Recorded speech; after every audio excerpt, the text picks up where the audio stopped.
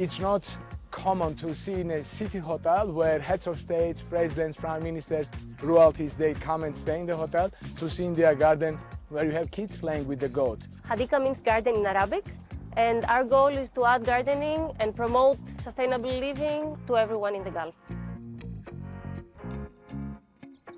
Hello and welcome to Qatar 365 with me, Adil Halim. On this episode, we go digging for some initiatives hoping to plant the seed of nurture and nature in children, and we meet the man who built Qatar's leading food delivery app.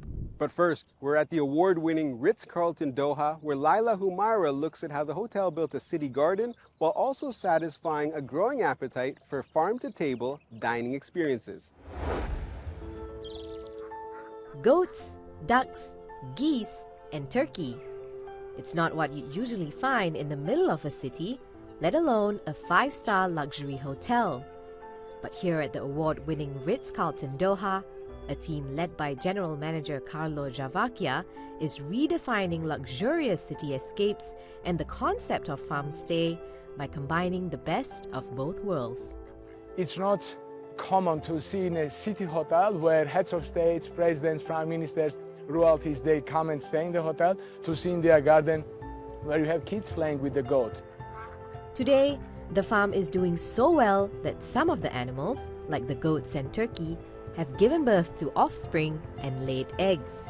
They live here all year round, and for all 365 days are taken care of by a professional team of horticulturalists and veterinarians. Another part of the hotel's farming initiative is the Herbs and Vegetables Garden, which aims to plant a seed of interest in gardening in the young. First of all, welcome to the Ritz Kids Garden. Here you can see we have a beautiful papaya trees. Actually, let me cut one for you. Okay. Yeah. From papaya to mint to asparagus and even local herbs like za'atar, the garden was built from scratch using repurposed materials. We have beautiful herbs. We're growing them by ourselves. The material we have chosen and selected, we used old furnitures, tabletops. So tabletops, we make those beautiful herb bins. The garden offers a variety of fruits, herbs and vegetables that not only stimulate the senses and spark curiosity in the minds of visitors, but also provides the freshest ingredients for the culinary team. It's another step in the hotel's commitment to serve more homegrown produce to the plates of its guests and hopefully leave them wanting more.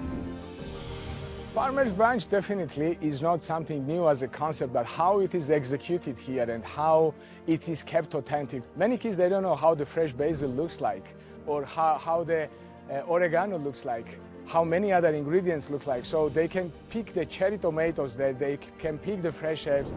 The hot summer months of Qatar haven't stopped the healthy yields from the garden. And Carlo says it's all in the farming technique. Everyone's perception is that because of the weather in the summer in Qatar that you can't have any vegetables or herbs in the garden, but that's not the case. You just need to know how to cultivate the soil, what kind of plants to use, how to preserve that, what kind of environment to create for that. And from the reception the hotel has gotten so far, it's made everyone hungry for more, which is a request Carlo and his team are happy to satisfy.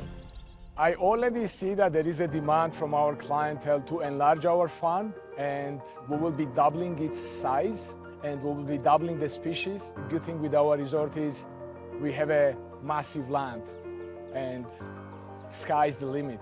As far as we have an appetite to create things and experiences for our guests, we can do a lot. That idea of farm to table places a high value on putting local first. The same can be said for Sununu, one of Qatar's leading food delivery services. I recently got a chance to sit down with founder and CEO Hamid Al Hajri to find out how Sununu has emerged as Qatar's fastest growing tech startup. Hamid, you stated your goal is to become Qatar's first unicorn, which is a startup with a valuation of $1 billion. How close are you? When it comes to distance, we are like 70% far. So we are valued $300 million at this stage. But the aim is not the money. Unicorn is just one of the aspirations. It's about how we can change people's life in Middle East to be faster and better by using the technology we have. Speaking of changing people's lives, in 2017, you were living a life many people dream of. You had a comfortable life, you had a stable job at Qatar Energy, but then you walked away from it all to start your own startup. What gave you the confidence to do so? Yeah, so basically you as a human, you have two directions in your life, or two paths. And to define those two paths, you need to think, what if I became 70 years old and I look backward? How do I look like to that life I spent? Is it something it will be like I will be proud of, something that will be historical, or just an ordinary personal life? So basically, yes, I was comfortable life, but it was ordinary life like everyone here in Qatar. It's not the path of the champion. It's the path of to be ordinary and live your life, enjoy your life, and that's it. This is not me. I want to build something great. With great, definitely there is a challenge, there is obstacles, but with great challenge, you're gonna gain more muscle and growth, and you'll be stronger through the time. But at the end of the tunnel, there is light. When you reach that light, your character will be changed from normal person to be a champion. So what were some of the challenges you faced on the road to becoming Qatar's first one-stop e-commerce mobile app? Yeah, I think the biggest challenges was the fundraising, because here in Qatar, people believe in real estate, manufacturing, hotels. Technology is not something from our area. My last question is my toughest question. With the world's cuisine at your fingertips, what's your go-to food order on Sinanu? Yeah, that is actually, you will laugh if I tell you. My best order always from one small restaurant cooking Qatari dishes, but fishes. So here in Qatar, we love fish, especially on Friday. I recommend you to try it. It's called El Bernosh, so this is the restaurant name. And basically, it's have a very nice safi fish with the muhammar. Muhammar is basically mixed between rice and sugar. Because before, when people go for the pearl, they need to mix the sugar with the rice to survive, this hunger in the middle of the sea. So that is actually my favorite food. I like to order it. My last order was 2 days ago. So yeah, no one knows this order, but I know it very good. Now it's time to get our hands a little dirty. I've come to the Education City micro farm where the folks here hope for a day where every home in the Middle East has its own sustainable garden. To help inspire, the Little Gardeners Academy uses interactive activities to help children grow a love for nature at an early age. Here, pick some. What's the bird's house? The birdhouse, you were just looking at it. Yeah. You want to smell it? Yes. Swat Jama regularly brings her kids to the Hadika micro farm in Education City. Here, they attend the Little Gardeners Academy. She says it's important to give her kids experiences she didn't have in London. Growing up a city kid myself, I sort of craved having the outdoor space and for my kids. And my daughter's on the spectrum, so she had a real aversion to anything, soil. I had the 101 Dalmatian. That was on Thursday. Yeah, she's been... Miss Vera likes mine. We're talking about gardening now.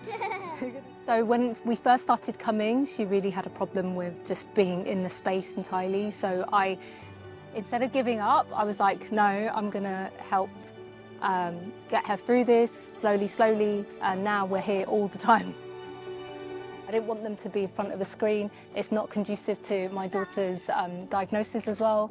So just trying to find things that are outside of the home has been perfect, and getting them, and you'd be amazed the amount of skills that they picked up. Like my son regularly helps me with saving seeds, and it's like fine motor skills that there's things about it that you didn't even think about or imagine, and it's amazing.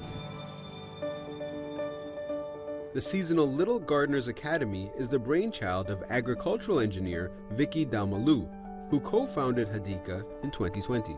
Hadika means garden in Arabic, and our goal is to add gardening and promote sustainable living to everyone in the Gulf. Vicky and her co-founder wanted to make gardening fun for kids. They believe more hands-on exposure to nature will take away their fear of insects and getting their hands dirty. So one thing I really enjoy is the beauty that I see around me, the transformation of a space. If we see photos from the space when we first came here, it was like desert, basically. And then with the effort of the community, it has transformed a lot. Also, I enjoy the calmness it brings. We develop patience, of course, because we have to wait. It gives you a sense of relaxation in the rushed daily life. What began as a Facebook group in 2017 to help gardeners share best practices for the region's harsh climate has blossomed into this academic greenhouse. The Little Gardeners Academy gives budding green thumbs hands-on experience in hopes of nurturing a love for nature. Children as young as 3 years old can try their hand at gardening while learning valuable life lessons along the way. 8-year-old Lucia explains why she looks forward to dropping by the academy. I've learnt that some insects that people don't like are very useful, like a moth, because a moth pollinates flowers and that helps them grow. Organizers hope all gardeners, big and small, will put the lessons they learned at the Little Gardeners Academy into practice. So the most important thing is to educate people. If the adults learn, of course they can do it, but if we educate the younger generation, then we can keep it for a longer period, and then this will pass on to the later generations. They will all know how to actually care for their plants and live in a greener environment.